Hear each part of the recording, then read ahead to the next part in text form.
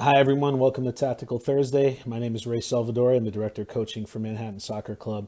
This week, we're going to continue on the defensive side of the ball, focusing on transition when we go from offense where we have the ball to when we lose the ball to defense. What should our mindset be? What should our concepts be? What should our strategy be here at MSC? And what do we train in our game plans and in our training plans in order for our players to be prepared in these moments? For me, transition is a huge moment in the game. Teams that are successful, to me, are the ones that really become championship teams when they're able to seamlessly go from offense to defense or defense to offense. So, key aspect, key moment that we train. Again, this week focusing on the defensive side of the ball. What should our mindset be when we're going from offense to defense when we lose the ball?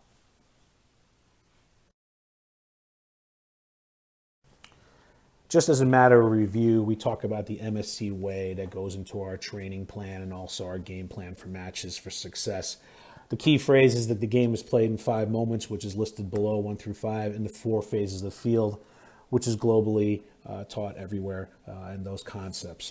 This week, we're focusing on the defensive end of the ball, meaning number 4, losing the ball, what we do when we lose the ball in each phase of the field. We want all our players, regardless of position, to be prepared for these moments in our methodology, in our game plan, and what we feel is the right way to deal with transition. 3 and 4 are those transition phases that I can't stress enough that teams that are successful in these areas are the ones that are able to gain a result, gain more success, and win some more championships as well. So, again, losing the ball, again, focusing on the defensive side. There are so many different concepts, so many different strategies that different teams use, whether it's a high pressure, whether you're Liverpool, for example, or Barcelona's 6-second rule, which is a great concept, and obviously do a great job off the ball and winning it after they lose it. They're a high possession team, so that is key to their success. Here at MSC, we do a little bit of a mix of all. It's a little bit more situational, but you'll see that our strategy and our game plan works for us, and it's so important for our players and our teams to grasp these concepts. So again, number 4, defensive transition, going from offense to defense this week. So let's get into a discussion about the goals and key aspects of going from offense to defensive transition play, meaning once we lose the ball, how do we defend? What's the MSC way? What's the strategy that's built into our training program and into our game plan for match success? So if we look at number 1, there's 2 theories or 2 trains of thought when it comes to defensive transition. You could be a high pressure team. I mean, you could be like Liverpool. The minute we lose the ball, we expend a lot of energy to try to get it back, and obviously Liverpool has the personnel to do that, the conditioning to do that, so they're very good at that in every phase of the field, whether it's the defensive third, middle third, or the attacking third. Or you could be from a containment standpoint, where instead of trying to high pressure with numbers, you try to high pressure with a few players, try to force the other team backwards, try to get numbers behind the ball, slow the game down, slow the other team down in transition so they can't get an advantage, can't get into our attacking third, and prevent them from creating any type of real scoring opportunity. So those are the 2 trains of thought. What we do at MSC, as a director, you kind of see what your personnel is like and what the attributes are like. And in the end, at MSC, number 1, you see we have a little bit of a mix of both high pressure and containment, and it really does have to do with where does the defensive transition start and what phase of the field. So if you go to number 2, ask yourself, what phase of the field, did we lose the ball? Okay, and where is the opposition in regards to this? So we lose the ball, we get into like a defensive mindset right away. So that takes awareness. Okay, it takes awareness from the people that are in those different phases of the field. So if we're in a defensive third of the field, that's a real high risk area. Okay, we lose the ball there.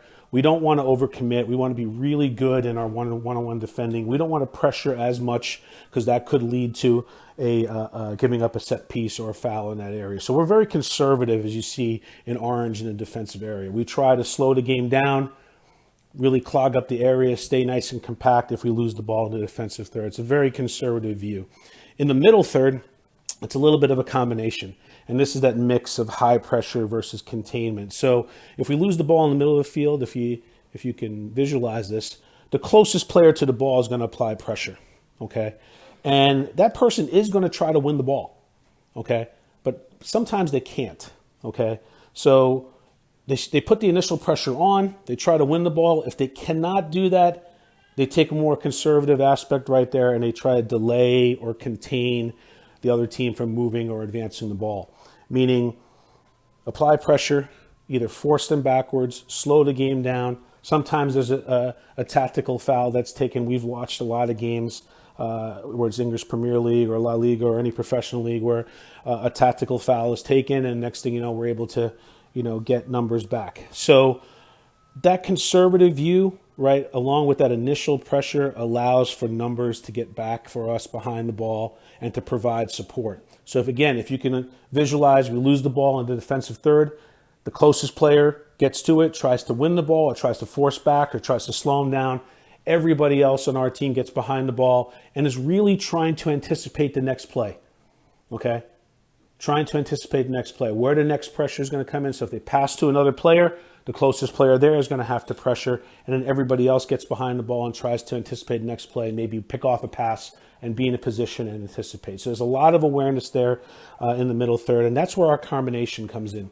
In the attacking third, if we lose the ball, that's percentages wise, that's in favor for us if we lose it. So we should be very aggressive, try to pressure there, as you see in the attacking third in orange there. We try to pressure, try to win the ball closer to goal, right? That's a place that we can really be aggressive in and really try to pressure the other team into making a mistake and preventing transition. So again, it takes awareness. As in the bottom, it's easily said, very difficult to train. That's why we spend a lot of time with this in our training plan.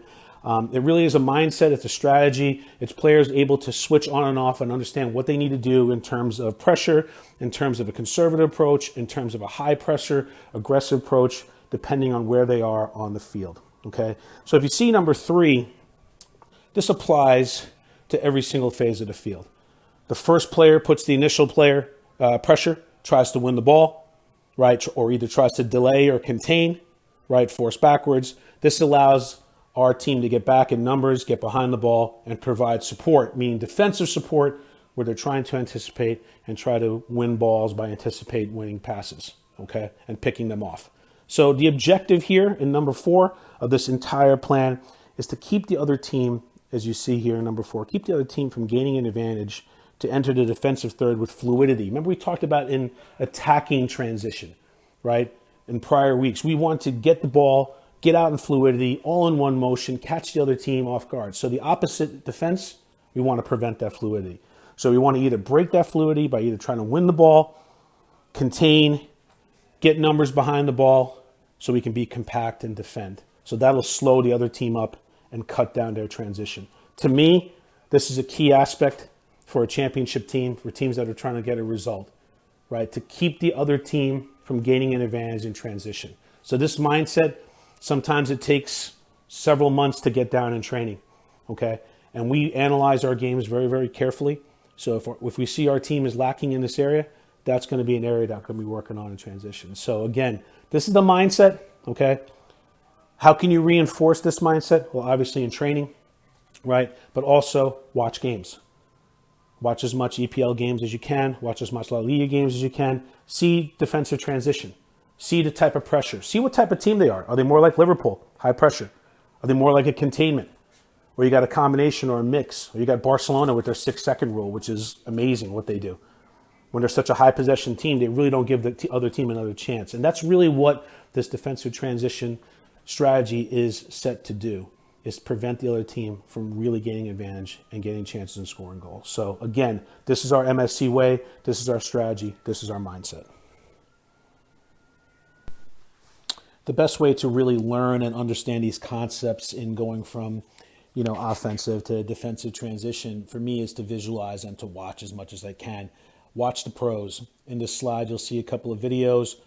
Watch this transitional phase be executed really at the highest level with the world's best players. And you can get an idea of the two styles of transition play here. Are you the type of team that if you lose the ball, you get after it right away? Or are you the type of team that tries to slow the other team down, get numbers back, clog up areas and passing lanes and stay nice and compact in order to rest maybe and to be able to get the ball back, and if you're a team that goes forward really well, then really execute and do well in that phase of the game. So take a look, see what it's like, but it's really a learning tool to watch the pros. So enjoy these videos, transition going from offense to defense at the highest levels. At the close of every Tactical Thursday, I always challenge our players to be a student of the game and to understand their tactics and to remember my key phrase. Individual and team tactical success occurs when, as you see here in red, players are able to technically execute proper skill and tactical knowledge awareness on and off the ball in every moment, which are those 5 moments that we talked about. This week we're focusing on going from offense to defensive transition, which in my opinion is what separates championship teams of the game in each phase of the field, which is the 4 phases that we talk about, regardless of the position, because your responsibilities where you are on the field in your position changes where you are in every phase of the field and in every one of these moments. So again, those 5 moments, the MSC way, goes into our game and training plan in order for us to achieve success in every phase of the field and hopefully get a result for our group if we execute well. And also those 4 phases of the field, those universal concepts we talk about. So again, watch games. This week focusing on offense to defense transition. See if those principles come into play. What type of team are you watching? Are you watching the Liverpool team who the minute they lose the ball, they're getting after it all the time, trying to win it back quickly? Or are you a team that is a little bit more conservative that you're watching? And maybe they need to slow things down and get numbers behind the ball and stay more compact. So 2 trains of thought, be able to recognize them and see which team is more successful with it. And sometimes it has to do with the parts of the team that you have as well. So be a student, keep watching, understand your tactics, keep learning.